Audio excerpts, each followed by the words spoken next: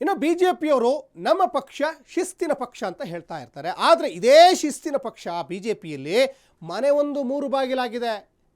BJP ರಾಜ್ಯಾಧ್ಯಕ್ಷ BY Vijayendra team versus rebels ಬಣ ಕಾಳಗ ನಡೀತಾ ಇದೆ. ಕಮಲ ಕಲಿಗಳ ಕಚ್ಚಾಟ ನಡೀತಾ ಇದೆ. BY ವಿಜಯೇಂದ್ರ ವರ್ಸಸ್ ತಟಸ್ಥ ಬಣ ದಿನದಿನಕ್ಕೂ ಇಲ್ಲಿ ಕಾವು ಹೆಚ್ಚಾಗ್ತಾ ಇದೆ. BJP ಆಂತರಿಕ ವಾರ್ ಜಾಸ್ತಿ ಆಗ್ತಾ ಇದೆ.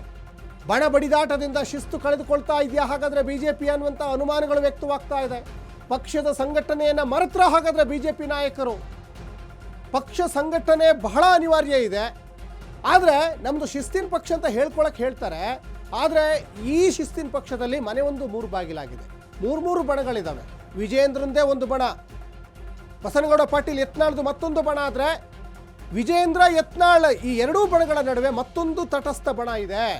ಈ ತಟಸ್ಥ ಬಣ ವಿಜಯೇಂದ್ರಿಗೂ ಬೆಂಬಲ ಕೊಡಲ್ಲ, ಯತ್ನಾಳ್ಗೂ ಬೆಂಬಲ ಕೊಡ್ದೇನೆ ತಟಸ್ಥರಾಗಿದ್ದಾರೆ. ಯಾರಿಗೂ ನಾವು ಬೆಂಬಲ ಕೊಡಲ್ಲ.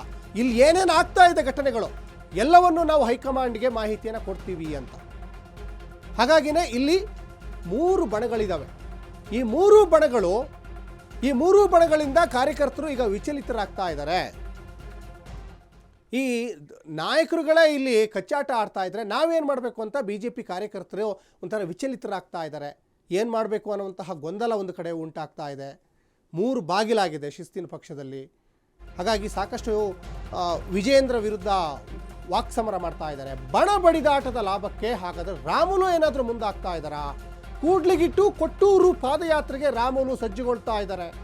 ಪಾದಯಾತ್ರೆ ನೆಪದಲ್ಲಿ ಕೂಡ್ಲಿಗಿ ಕ್ಷೇತ್ರದಿಂದ ಸ್ಪರ್ಧೆ ಪ್ಲಾನ್. ಹಾಗಾದರೆ ರಾಮುಲು ಅವ್ರದ್ದು ಸೈಲೆಂಟಾಗಿ ಟಿಕೆಟ್ಗೆ ಸ್ಕೆಚ್ ಹಾಕಿದ್ರೆ ಹಾಗಾದರೆ ಮಾಜಿ ಮಿನಿಸ್ಟರ್ ರಾಮುಲು ಈಗಾಗಲೇ 2 ಚುನಾವಣೆಯಲ್ಲಿ ಸೋತಿದ್ದಾರೆ. ರಾಮುಲು ಚುನಾವಣೆಯಲ್ಲಿ ಸೋತರೂ ಕೂಡ ನಾನು ಮತ್ತೆ ಗೆದ್ದೇ ಗೆಲ್ತೀನಿ ಅನ್ನೋಂಥ ವಿಶ್ವಾಸವನ್ನು ಹೊರಗಡೆ ಹಾಕ್ತಾ ಇದ್ದಾರೆ. BJPಯ ರಾಜ್ಯಾಧ್ಯಕ್ಷ ಸ್ಥಾನ ನನಗೆ ಕೊಟ್ಟರೆ ನಾನು ನಿಭಾಯಿಸ್ತೀನಿ ಅಂತ ಬಹಿರಂಗವಾಗಿ ಹೇಳಿದರು ಶ್ರೀರಾಮುಲು. ಹಾಗಾಗಿನೇ ಈಗ ಮತ್ತೆ ಮರಳಿ ಯತ್ನವ ಮಾಡು, ನಾನು ಚುನಾವಣೆಯಲ್ಲಿ ಸೋತ್ರೆ ಏನಂತೆ ಮರಳಿ ಯತ್ನ ಮಾಡ್ತಾ ಇರ್ತೀನಿ ನಾನು ಅನ್ನುವಂತಹ ನಿಟ್ಟಿನಲ್ಲಿ ರಾಮುಲು ಇದ್ದಂತೆ ಕಾಣಿಸ್ತಾ ಇದೆ. ಸೈಲೆಂಟಾಗಿ ಟಿಕೆಟ್ಗೆ ಸ್ಕೆಚ್ ಹಾಕಿದ್ರೆ ಹಾಗಾದರೆ ಮಾಜಿ ಮಿನಿಸ್ಟರ್ ರಾಮುಲು ಈಗಾಗಲೇ 2 ಚುನಾವಣೆಯನ್ನು ಸೋತಿದ್ದಾರೆ. ಸೋತ್ರೆ ಏನಂತೆ ಚುನಾವಣೆಗಳು ಎದುರಾಗ್ತಾ ಇರ್ತವೆ, ನಾನು ನಿಲ್ತೀನಿ, ನಿಲ್ಲುವ ಕೆಪಾಸಿಟಿ ನನಗಿದೆ, ಜನ ಆಶೀರ್ವಾದ ಮಾಡ್ತಾರೆ ನನಗೆ ಅನ್ನುವಂತಹ ನಿಟ್ಟಿನಲ್ಲಿ ಇದ್ದಂತೆ ಕಾಣಿಸ್ತಾ ಇದೆ. ಹಾಗಾಗಿ ಇವರ ಒಂದಿಷ್ಟು ಹೇಳಿಕೆಗಳು ಮೊನ್ನೆ ಜನಾರ್ದನ್ ರೆಡ್ಡಿ ಮತ್ತು ಶ್ರೀರಾಮುಲು ನಡುವೆ ಒಂದಿಷ್ಟು ಕಾಳಗ ನಡೀತು, ಜಟಾಪಟಿ ನಡೀತು. ಅದಾದ ಮೇಲೆ ನನಗೆ BJP ರಾಜ್ಯಾಧ್ಯಕ್ಷ ಸ್ಥಾನ ಕೊಟ್ಟರೆ ನಾನು ನಿಭಾಯಿಸ್ತೀನಿ ಅಂತ ಬಹಿರಂಗವಾಗಿ ಹೇಳಿಕೆಯನ್ನು ಕೊಟ್ಟರು. ಯಡಿಯೂರಪ್ಪನವರು ದೊಡ್ಡ ಮನಸ್ಸು ಮಾಡಿ ನನಗೆ ಟಿಕೆಟ್ ಕೊಡಿಸ್ಬೇಕು ಅಂತ ಹೇಳಿದರು. ಅದಾದಮೇಲೆ ಈಗ ಮುಂದೆ ಎದುರಾಗುವಂಥ ಚುನಾವಣೆಗೂ ಕೂಡ ನಾನು ನಿಲ್ತೀನಿ ಅಂತ ಕೂಡ ಹೇಳ್ತಾ ಇದ್ರು. ಮೊನ್ನೆ ಕಳೆದ ಲೋಕಸಭಾ ಚುನಾವಣೆಯಲ್ಲೂ ಕೂಡ ಸೋತರು.